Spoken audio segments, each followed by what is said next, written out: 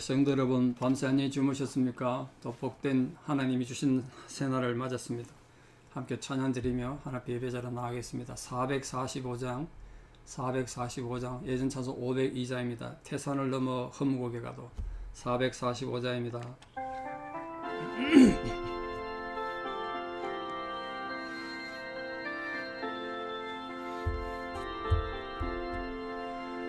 태산을 넘어 험곡에 가도 빛 가운데로 걸어가면 주께서 항상 지키시기로 약속한 말씀 변치 않네.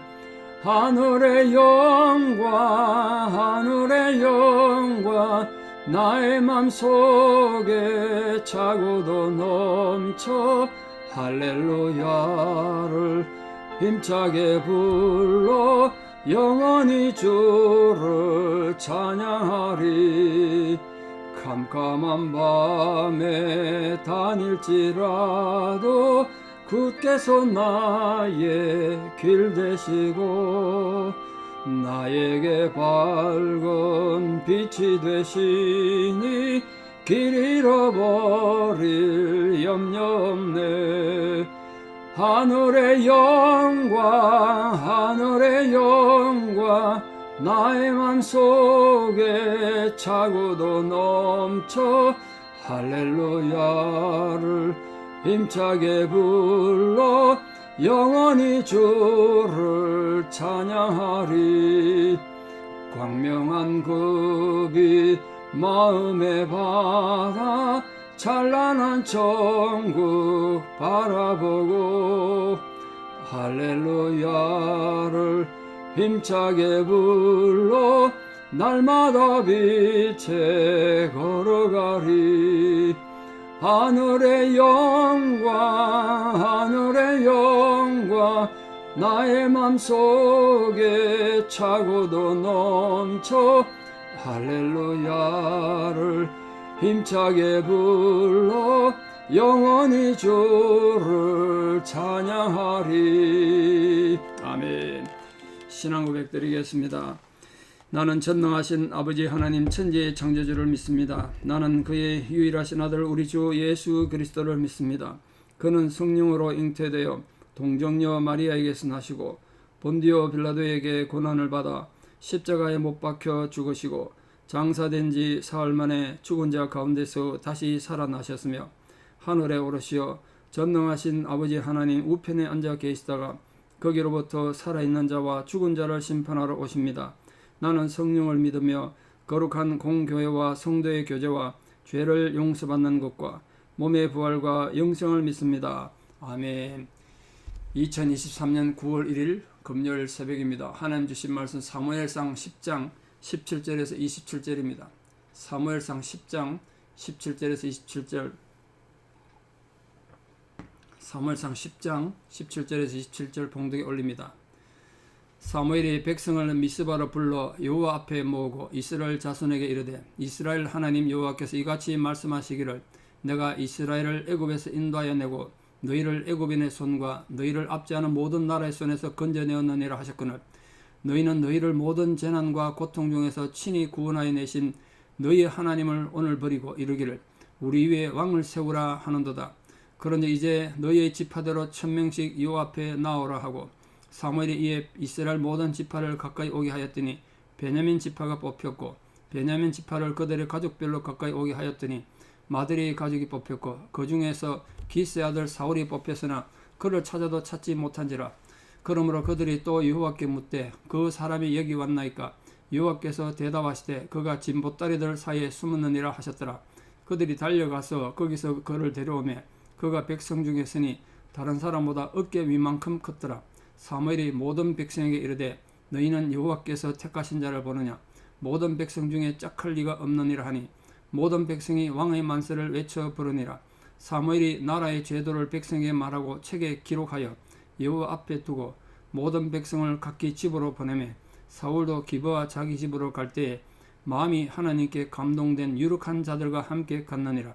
어떤 불량배는 이르되 이 사람이 어떻게 우리를 구원하겠느냐 하고 멸시하며 예물을 바치지 아니하였으나 그는 잠잠하였더라. 아멘.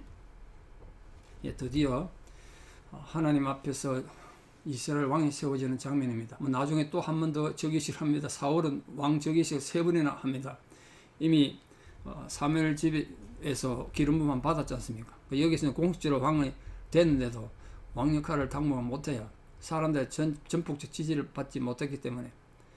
근데 하나님 은혜로 어쨌든 공식적으로 왕을 세우는데 이 주는 교훈이 뭐냐면, 하나님은 모든 만물을 창조하시고 하나님 의지대로 하나님 섭리대로 모든 만물을 다스리지 않습니까? 그런데도 때때로 인간의 뜻을 허용하신다는 거, 이게 참 감사한 일이면서도 우리 입장에서는 고민이 아주 많이 되는 부분입니다. 여러분, 우리 기도가 응답되고 기도대로 되는 건 참 좋은 것 같은데, 근데 우리 기도의 응답이 말입니다, 때로는 우리한테 오히려 해가 되고 그것 때문에 비참해질 때가 있다고요. 그게 고민이에요. 왜 인간은 눈앞에 다음 무슨 순간에 무슨 일이 일어날지 모르니까, 저 코너 들면 무슨 일이 있을지 모르니까 지금 눈앞에 것만 생각해서 기도한단 말이에요. 이스라엘이 마찬가지예요. 지금 이스라엘이 왕 세우려고 한 것도 마찬가지입니다. 이 왕을 세우면 자기들이 어떤 문제가 일어날지 얘기해줘도 안 들리는 거예요 지금. 그래서 하나님은 이스라엘이 제비를 뽑도록 했습니다. 이미 사울에게 기름 부었는데 왜 제비 뽑게 하셨겠어요? 사울이 지금 전반적 분위기를 봐서 사울 집안도 그렇고 사울 본인이 사람들에게 이렇게 전폭적 신뢰를 받을 입장이 아니었던 것 같아요. 그러니까 이게 하나님의 정당성을 주려면, 하나님의 은혜를 뽑혔다는 걸 보여주려면 제비 뽑기를 한 것 같아요. 근데 제비를 뽑았더니 12지파 중에 베냐민 지파 뽑히고, 그 베냐민 지파 중에 마들이 가족이 뽑히고, 그 중에 사울이 뽑혔다는 거 아닙니까? 그러니까 하나님이 이미 사울을 왕으로 세우셨지만 제비 뽑는 이 모든 일에 하나님 개입하셨다는 걸 보여주는 거죠. 18절에 사무엘이 이렇게 말합니다. 또 서수한 마음을 또 이렇게 표현해요. 이스라엘의 출애굽 과정을 설명하고, 그 출애굽 모든 과정에 너희와 함께 하시고 너희를 구원한 분이 누구냐? 하나님 아니냐? 그리고 사사시대의 어려움을 얘기합니다. 너희를 괴롭히던 모든 나라들, 너희를 압제하던 모든 나라들 손에서, 그게 이제 사사기를 말하는데, 누가 너희를 그 구원해 내셨느냐? 하나님 아니냐? 그런데 너희는 너희를 모든 재난과 고통 중에서, 이 이스라엘 백성들이 당한 이 모든 재난과 고통의 원인이 뭡니까? 하나님이 백성들을 괴롭히려 준 게 아니고 이스라엘 백성들의 이 타락과 하나님에 대한 반역 때문에 했단 말이에요. 하나님이 이스라엘 백성에게 앞에 출애굽이나 이 사사시대처럼 구원해 주시려고 계속 약속하셨지만, 승리 약속하셨지만, 이스라엘 백성들이 하나님 앞에 불순종하고 하나님을 떠나고 반역하다 보니까 하나님이 심판하심으로 여러 나라를 통해서 징벌을 하신 거예요. 그 이스라엘은 블레셋이나 암몬이나 또 아말렉이나 모압이나 시리아나 또 그 외 여러 민족들이 압제를 받았습니다. 오늘날 우리 성도들도 마찬가지인데요. 물론 그게 우리 모든 당하는 고난이 하나님 징계다 이렇게 보는 것도 굉장히 위험합니다만, 때로는 우리가 살다가 또 위기를 겪고 고난을 닥쳤을 때 한번 생각해 볼 이유가 있는 거예요. 하나님께서 왜 이 상황에서 나를 이렇게 이 고난 가운데 두셨는가? 그 깨닫는 사람 복 있는 거 아니겠습니까? 자, 하여간 그래서 사울이 선출이 됐습니다. 근데 사람이 없어. 사울이 안 보였단 말이에요. 알아보니까 하나님, 사울이 여기 왔습니까? 그때 하나님이 가르쳐줘. 하나님이 진보 딸애들 사이에 숨었다는 거예요. 사울이 왜 거기 숨었겠습니까? 사울은 이미 알고 있지 않습니까? 사무엘에게 이미 기름 부음 받았으니까. 그러니까 내 같은 게 어떻게 왕을 하겠냐고 본인이 감당이 안 되니까 숨은 거예요. 사울의 겸손함을 보여주는 거죠. 그러니까 몇 번 말씀드린 것처럼 사울이 처음 시작할 때는 사람이 순수하고 겸손한 사람이었어요. 특히 어제 볼 수 있는 말씀처럼 하나님께서 사울에게 성령을 주셔가지고 새 마음을 받았단 말이에요. 성령을 받은 사람이 됐어요. 사람이 성령이 오고 마음이 새로워지면 누가 말 안 해도 겸손할 수밖에 없어요. 그러니까 우리 모든 성도님들, 저를 포함해서 우리 모든 사람들이 성령의 인도를 받고 성령의 가슴이 차 있어서 겸손한 자들을 살아는 좋겠습니다. 나를 막 드러낼 수 있는 상황에서도 우리 진보 딸애들 뒤에 좀 숨읍시다. 우리를 감추고 하나님 드러나도록. 자, 사무엘이 이 백성들 앞에 사울을 왕으로 세웠는데 어떻게 됐다고? 23절에 아주 중요한 말이 있습니다. 세웠더니 다른 사람들보다 어깨 위만큼 컸대요. 다른 사람들 어깨 위 하나 더 있다는 거예요. 목 하나가 더 있었대요. 고대 시대는 몸으로 전쟁하는 그런 시대인데, 백성들이 보니까 덩치가 말입니다. 거인이 자기 입장 거인. 야, 저런 사람이 우리 왕 되겠다 하면 좋아했단 말이에요, 사람들이. 그래서 사무엘이 백성들에게 사울이 하나님이 뽑은 너희들의 왕이다. 그랬더니 백성들이 기뻐하며 왕의 만세를 불렀다는 거 아닙니까? 이거 보니까 저런 사람 나가면 전쟁에도 이기겠다. 키가 저렇게 큰데.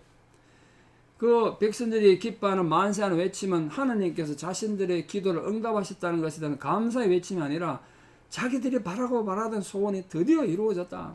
자기 소원 성취에 대한 기쁨이 탄생했어요. 하나님 높이는 기쁨이 아니었다고요. 이렇게 하나님을 인간이 떠나버리면요, 하나님께 올바른 감사 못 드리고 자기 주변의 상황에 따라서 모든 감정이 왔다 갔다 하는 거예요. 내 생각도 되면 감사하고 안 되면 또 슬퍼하고 좌절하고 절망하고 원망하고 뭐 그러는 말이에요. 우리 마음이 하나님 앞에 늘 바로 서 있어야 돼요. 자, 오늘 25절에 보면 굉장히 중요한 말이 하나 있는데요. 그 굉장히 중요한 정보가 있죠. 사무엘이 나라의 제도를 백성에게 말했다는 거예요. 내용은 아직 나오지 않지만 나라는 이러이러 해야 된다. 왕은 이런 해야 되고 그걸 어떻게 했다고 책에 기록했다는 거예요. 이게 중요해요. 사무엘이 책에 기록했다는 게 첫 번째 중요한 점이고 두 번째 뭐예요? 이거를 여호와 앞에 뒀다. 여호와 앞에 뒀다니까 성막에 둔 것 같아요. 그러니까 항상 거기 둔 이유가 뭡니까? 백성들도 알아야 되지만 더 중요한 건 지도자가 된 왕이 계속 그걸 읽어보고 아, 하나님 앞에 왕은 이렇게 해야 되는구나. 그걸 알고 하나님의 가르침을 따라 올바른 왕이 되라고 사무엘이 기록했다는 거예요. 이 책을. 왕정을 위한, 나라를 위한 왕의 지침서죠. 왕의 지침서. 근데 사실은 하나님 백성을 다스리는 분은 인간 왕이 아니라 하나님 자신이지 않습니까? 비록 인간들이 요구해서 왕은 세워졌지만 그걸 알면 인간 왕은 사무엘이 써준 그 책을 보고 아, 하나님 앞에 내가 겸손해야 되는구나. 하나님 나라 백성들은 이렇게 통치해야 되는구나. 그 하나님의 원리와 하나님 방법에 의해서 나라를 다스려 가야 되고 늘 겸손한 마음을 잃지 말아야 해요. 그렇게 하려고 이 사무엘이 이걸 책을 기록한 거예요. 근데 기록에 보면 왕들이 사무엘 책 읽었다는 기록이 없습니다. 중요한 건 이 성경이 기록되기 전에 다른 종류의 여러 총들의 책들이 있었다는 거 굉장히 중요하죠. 자, 사울이 드디어 왕저기식을 마치고 기브아 집으로 돌아가는데 누가 함께 갔다고 되어 있습니까? 하나님께 감동된 유력한 자들이 사울과 함께 갔다. 이렇게 본문이 기록하고 있습니다. 26절에. 그게 무슨 뜻이겠습니까? 하나님께 감동된 유력한 자들. 그러니까 이들의 마음이 새로 왕을 세우고 왕정이 시작된 이 나라를 위해서 헌신되기를 바라고 또 하나님 뜻을 따르려고 준비된 자들을 말합니다. 그럼 이 사람들이 뭐 하는 사람들이냐? 나라가 세워지면요, 각부 장관도 있어야 될 거고 여러 종류의 지도자들, 지방의 뭐 관리들, 사람이 필요하지 않겠습니까? 그 사람들 말하는 거예요. 나중에 이 사울 왕을 중심으로 해서 각 장관들이나 여러 지휘관들, 지도자들 될 사람들이 이 하나님께 감동된 자들이었다. 그들이 사울과 함께 갔다는 거예요. 하나님께서 한 가지 일을 계획하실 때는 이렇게 완벽한 준비를 해주세요. 이게 사무엘도 요구하지 않았고 사울도 요구하지 않았지만 하나님 이렇게 사람을 준비해 주셨다는 거예요. 이 좋은 일에 호사다마라고 모든 사람이 이 일을 기뻐한 게 아니에요. 27절에 보니까 어떤 불량배들은 이 사람이 어떻게 우리를 구원하겠느냐 하고 멸시하고 예물도 바치지 않았대요. 이 불량배라고 번역되어 있는데 원문은 벨리알의 아들들입니다. 벨리알의 자식들. 그 무가찬 사람들 이런 뜻입니다. 벨리알이라는 건 사단을 말하는데 하나님의 원수된 자들, 그런 자식들이라고 말한 거예요. 하나님의 은혜 가운데 머물지 못하는 자들 이런 뜻입니다. 이들은 사울 집안이 미천하다는 것, 또 사울이 뭐 배운 것도 없고 덕망이 없다는 걸 들어서 멸시했다는 거예요. 자, 이러면 여러분 사울이면 이런 상황에서 어떻게 반응하시겠습니까? 얼마나 창피합니까? 무시당하는데 공개적으로 무시당했단 말이에요 지금. 그런데 앞서 본 것처럼 이때까지만 해도 사울은 겸손한 사람이었어요. 그래, 너희들이 나를 무시하냐? 내가 그럴 만한 무시당할 이유가 내게 있다. 이러고 말 안 했다는 거예요. 그는 잠잠하였대요. 사울이 잠잠했대요. 사람이 말입니다. 우리가 아무리 우리 이름을 높이고 나를 높이려고 해도 안 되는 거예요. 하나님이 높여주셔야 돼요. 하나님이. 사울은 그때까지는 그걸 알았어요. 하나님 사람으로서 인간적인 멸시와 반대를 개의치 않을 정도로 이때만 해도 사울은 성숙한 사람이었습니다. 그러므로 우리 예수님께서도 십자가 잘리실 때 침뱉음 당하고 뺨 맞고 사람들이 밑에서 조롱하고 할 때 아무 말 안 하고 잠잠했다는 거 아닙니까? 이 양털 깎는 자 앞에 잠잠한 양처럼 또 목 잘려서 죽임을 당하는 그 길을 걸어가는데 자기 목을 내놓고도 조용했던 어린 양들처럼 조용했다는 거 아닙니까? 그게 중요하죠. 오늘 현대를 살아가는 우리들 역시도 우리가 하나님 백성으로 살아가는데 크고 작은 많은 사건들 때문에 우리가 무시당하고 공개적으로 창피당하고 그러니까 어떻게 뭐 이럴 수가 있냐 분노도 나고 자존도 상하고 뭐 그렇게 했습니다만 가능하다면 인간적 방법으로 여러분 해결하지 말고 하나님을 바라보고 하나님이 해결하신다 그걸 맡기고 그 하나님에 대한 신뢰를 가지고 나아감으로써 오늘도 여러분 삶이 하나님 앞에 인정받고 하나님이 여러분과 함께 하시는 놀라운 감동이 여러분 삶에도 풍성히 일어나는 복된 주의 자녀들 다 되시기를 우리 주 예수 그리스도의 이름으로 축원합니다. 기도드리겠습니다. 아버지 하나님의 은혜를 감사합니다. 오늘도 하나님의 역사의 주관자이시고 운행자이시지만 때로는 인간들의 어리석은 기도에도 응답하셔서 인간들에게 깨닫게 하시고 또 그들 삶을 돌아보게 하셨습니다. 드디어 이스라엘 백성들은 자신들이 원하는 왕을 가졌습니다. 그 와중에 보여주셨던 이 하나님의 놀라운 섭리와 이 사랑에 대해 우리가 깊은 관심을 감사를 드립니다. 주여 우리에게도 늘 겸손한 마음을 주셔서 사람들이 알아주든 몰라주든 우리 중심이 늘 하나님께 있는 자들 되기를 바랍니다. 그래서 어떤 상황에서도 하나님을 먼저 생각하고 하나님의 영광, 하나님의 명예를 먼저 생각함으로 우리가 하나님의 참된 기쁨이 되는 자녀들 되기 원합니다. 때로는 우리가 무시당하고 또 때로는 억울한 일을 당해도 감정적으로만 반응하지 않고 정말 하나님 명예를 먼저 생각하여 인간의 일이 아닌 하나님의 일을 향하는 자들 되게 도와주시옵소서. 이제는 우리 주 예수 그리스도의 은혜와 하나님 아버지의 만극하신 사랑과 성령님의 위로 교통 역사하심이 오늘도 하나님 거룩한 백성으로 겸손함으로 하나님께 영광을 돌리며 살기를 결단하는 사랑하는 성도님들의 위대한 신앙의 고백 위에 또 우리 사랑하는 모든 자녀들 삶 위에 또 지금도 성교지 나가서 수고하는 모든 선교사님들 사역과 지금도 질병으로 고통받는 자들과 여러가지 삶의 환경에 어려움을 당하고 있는 모든 고난당한 자들 위에 이제부터 영원토록 함께 하시옵기를 간절히 축원하옵나이다. 아멘. 예, 오늘 하루도 믿음으로 승리하시고 내일 에베네셀 날입니다. 교회 오셔서 함께 다 청소하고 또 교회를 돌보도록 하겠습니다. 내일 교회에서 뵙겠습니다. 감사합니다.